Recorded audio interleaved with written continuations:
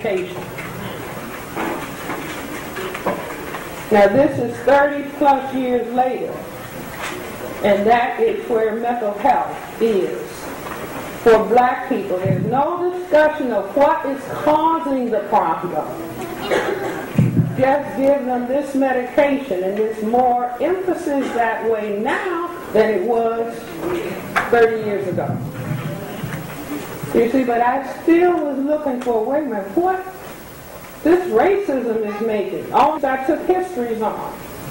Racism would be someplace in the history, just like racism is in the history of every single person in this room.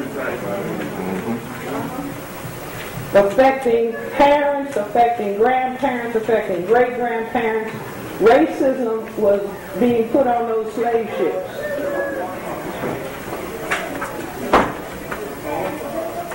So I was, what is this racism?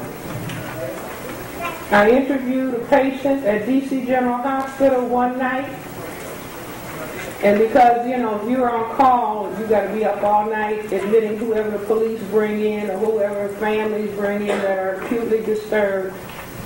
And there was a tall black man, and I interviewed him, and the first thing I wrote down was schizophrenic reaction, paranoid type. But there were not a lot of people there, so I said, I want to talk to this man and see if I can really understand what is he saying in this roundabout, confused way. And the gentleman finally said, Doc, if we can just find the keys to the cupboards. Now, if you look at the ISIS papers, you see the keys to the cupboards. He said, if we can just find the keys to the colors. Now that clicked in my brain because I'm looking for the answers about racism. So 1968, while I was doing a fellowship in child psychiatry, I'd be sitting in my office, quiet, at night writing up cases, and I would get this message. Go to the Black Power Committee. Now, it wasn't in here. It was in here. Those are different messages. So if you get a message here, in your ear, that means one thing. But this was, go to the Black Power Committee meeting. If you say, well, was it a male or female voice, I wouldn't be able to tell you. But it's just over and over again. I didn't go to meetings. I finally went to the Black Power meeting down on U Street. That was in the days when Stokely Carmichael, Chuck Stone, all the radicals up from the South. And at a meeting or, you know, gathering after one of the meetings, people were sitting in an apartment on New Hampshire Avenue, and there was a man over in the corner. I've never met him. He said, racism is a system. You know, when you're looking for something, see, if you don't tell yourself, a question arises in your brain computer. If you don't say, that's a stupid question, and then go and turn some music up loud. But if a question arises in your brain that you want an answer to, you will move around and eventually you find yourself encountering the answer. So I'm a psychiatrist in training. Training program doesn't teach anything about racism. You have to battle racism in the program. When I was trained in child psychiatry, one of my black colleagues said, Francis, how do you get the nerve to argue with these people? I mean, they would be saying some off-the-wall stuff. Like the head of the program once said, this was Mr. Child Psychiatry of the United States, said black people don't like their color. This is in a training seminar. Black people don't like their color because they're the color of bowel movement. Freudian psychoanalytic theory.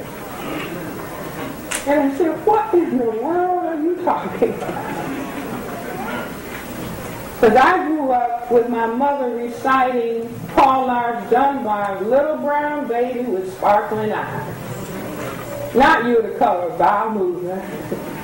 But anyway, that's the history of psychiatry.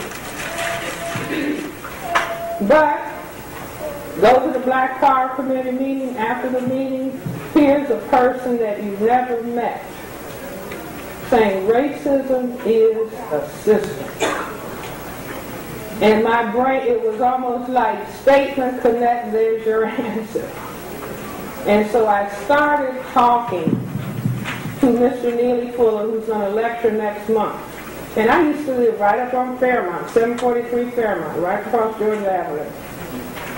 And we would meet in my apartment, Mr. Fuller, myself, another colleague who was training in orthopedic surgery. And Mr. Fuller would talk about his ideas. And we would be kind of yelling and screaming at each other because the other colleague, he was a Marxist. I had been a Marxist and put it down because it didn't answer the question. I remember going home one day from college, and you know the family is eating dinner, and I said, I'm a Marxist. And my grandmother said, the more education they get, the dumber they get.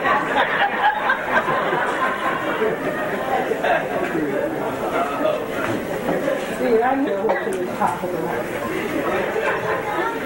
I'm 16.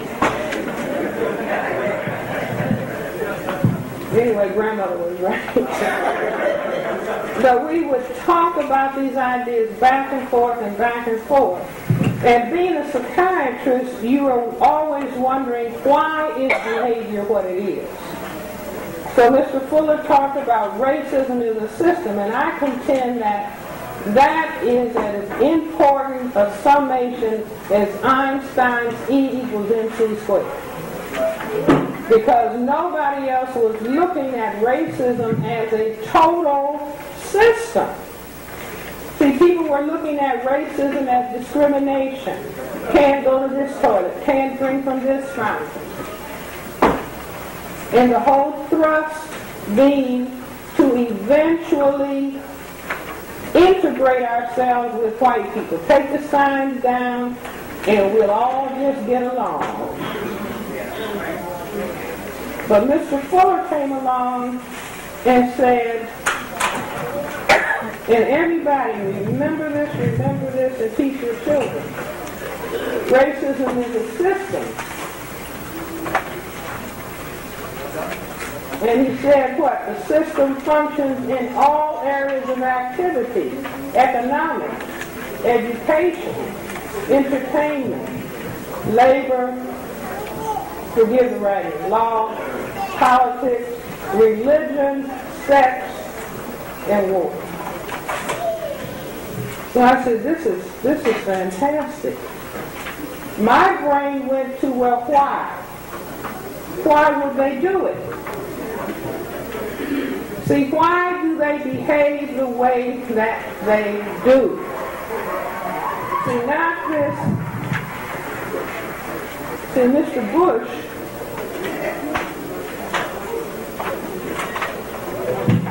he said, now these people might get a little bit excited. So I have to call in their minister.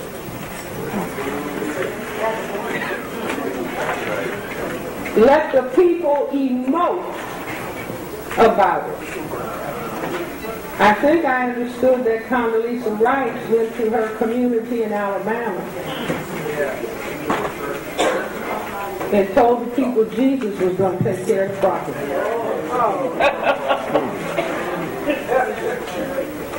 See, now that puts you in one frame of mind. See, that was what helped hold us during slavery. Don't misunderstand, because I'm baptized Baptist. Under the water. And Christian Methodist. A&E, sprinkle. So both sides of the family. So I'm not knocking, demeaning anybody's religion. But there was a white woman at the Race Relations Institute in Nashville, Tennessee, until they stopped. Raymond Windward, who's not more than safe from having the Race Relations Institute. But the white woman, because the young black person said, I don't want to talk about racism because I'm a Christian. So older white woman spoke to him and said, look, I'm white, I'm from the South. We taught you all three things.